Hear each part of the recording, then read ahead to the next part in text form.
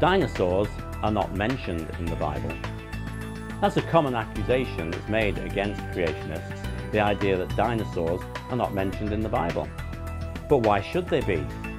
The main English translation of the Bible is still the King James Version, which was translated in 1611. However, the word dinosaur was not invented until 1841. That's 230 years later. So the reason why the word dinosaur is not in the Bible is because it's far too new a word.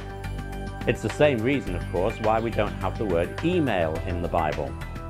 The word simply didn't exist at the time that it was being translated into English. But are there any words in Hebrew that really ought to be translated by various dinosaur names?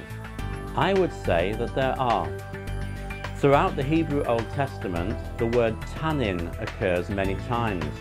In many versions of the Bible, this is translated as dragon.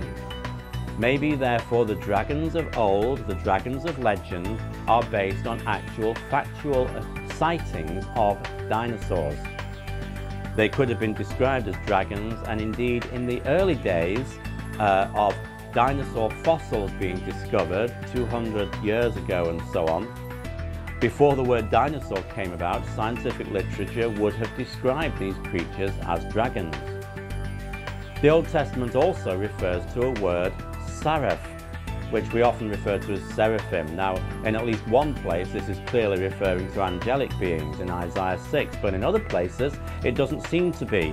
It seems to be referring to a type of animal. And the actual translation used in most versions is fiery flying serpent. Maybe this creature, the Seraph, was a type of reptilian-type creature with silvery, fiery-looking scales that flew. Could that have been some sort of pterodactyl or pterodon-type dinosaur?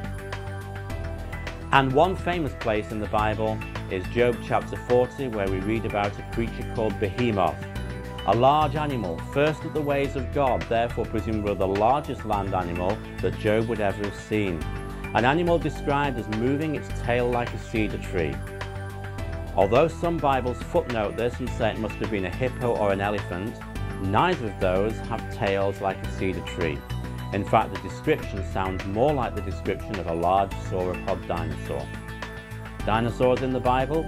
Yes, they're all over the place. But different words were being used because the words that we use today had not been invented at the time that the Bible was either written or translated into English.